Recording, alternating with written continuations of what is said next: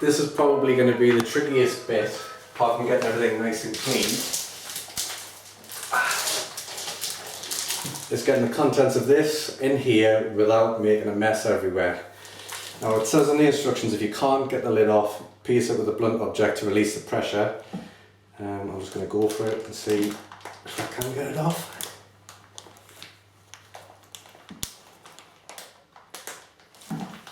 No, you might have to go for a knife. I'm not going for piercing the top, I'm just going to get it underneath the lid.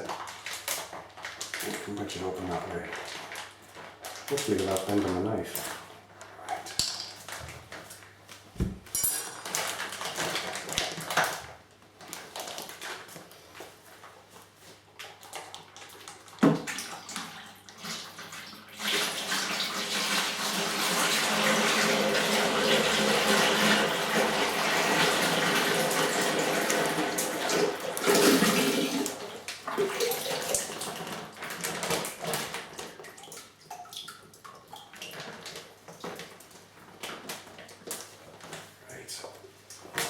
I've done pretty well emptying that, but I'm still going to put some warm water in, just make sure we get all of the grape juice, because this is all of your sugar and your flavour. If you do have a bit of a taste of it now, it would just taste like really, really sweet, like Ribena, but concentrated.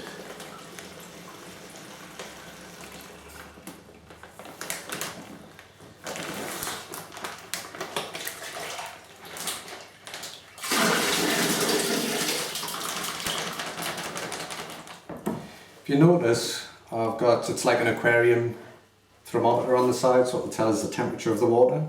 Because what we need to do now is add water between 20 and 25 degrees up to the 23 litre mark. And obviously this is going to be the starting temperature for your fermentation, so it's sort of crucial that you get this bit right. Too hot and it'll ferment too fast and it won't taste as good. Too cold and you might stop your fermentation, and then you end up having to sort of restart it, which can be a bit tricky as well. So let's get it in the sink where I can see the thermometer. If you haven't got a stick-on thermometer on the side as well, obviously you can still use any sort of thermometer that can go in the liquids as well. But over time you'll get a good knack for knowing what the right temperature is when you're putting the water in.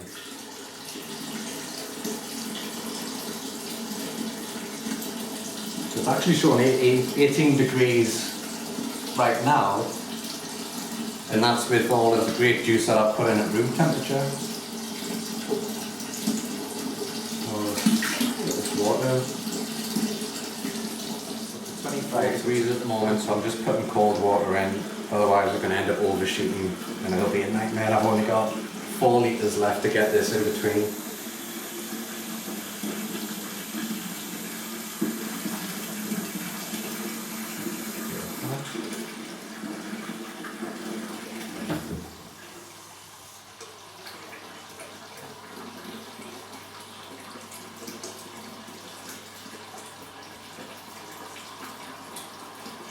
I'm keeping an eye on the thermometer, and also we're just coming up to 23 litres now.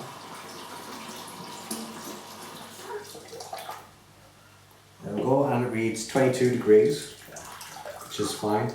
In case I forget later on, actually, when it is fermenting, if your room is 20 degrees, because of the heat given off by the yeast when it's turning sugar into alcohol, your wine's actually going to be 2 degrees hotter. So if your room's 18 degrees, that gives you the perfect 20 degrees. Just to let you know that now. So the next part, I'm going to put some bentonite into it. Without going into it too much, bentonite is simply just, it's clay that gets quarried somewhere. You add this to the wine and it's going to help us clear the wine later on so it isn't cloudy and it looks lovely and drinkable. But that's what the bentonite's for.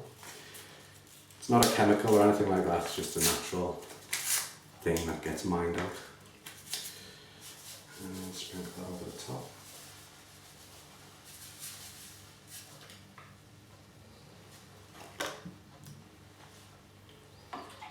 Just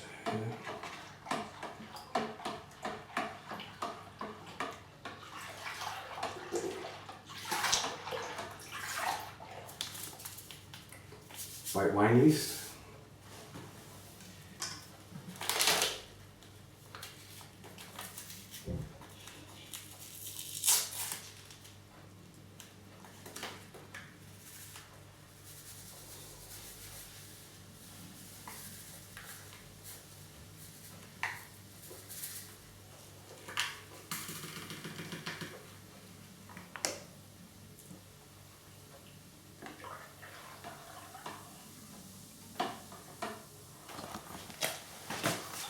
If you haven't come across one of these before, you'll get very familiar with them. Basically what this does is the more sugar that's in that water, the higher up it's going to sit. So you can see on the side, oh, it's very small, it'll have start for wine, it'll be in between this reading. As the yeast turns it all into alcohol, it's going to sit further and further down until you've got up here bottle. To do this, you simply put it in, and oh, my water is swirling a little bit too much.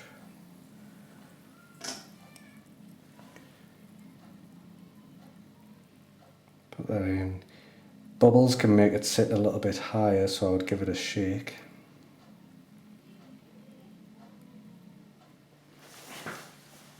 So we're ready 1082, but don't worry about what that means. It tells you in the instructions that your start reading is going to be between 1075 and 1082.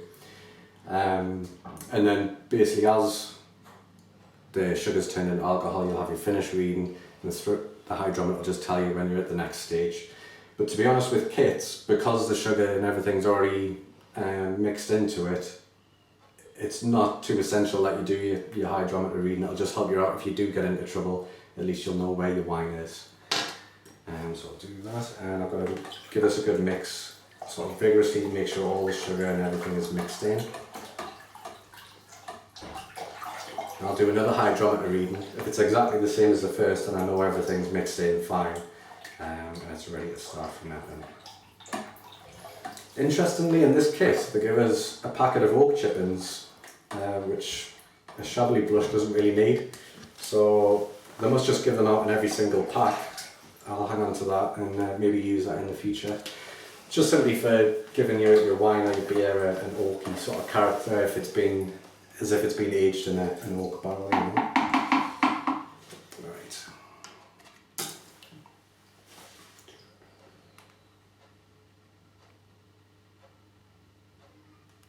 Maybe I shouldn't have stirred it so much.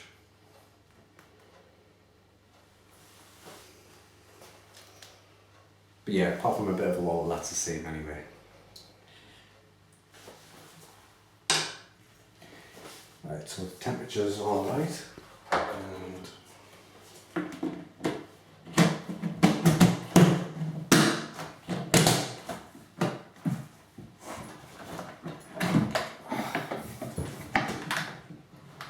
last thing we need to do is just half fill this with some water.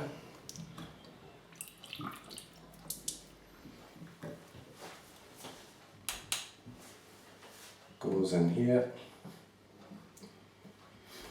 There's a very small remote chance that a fly or some bacteria can get in here and eventually it'll get into your wine.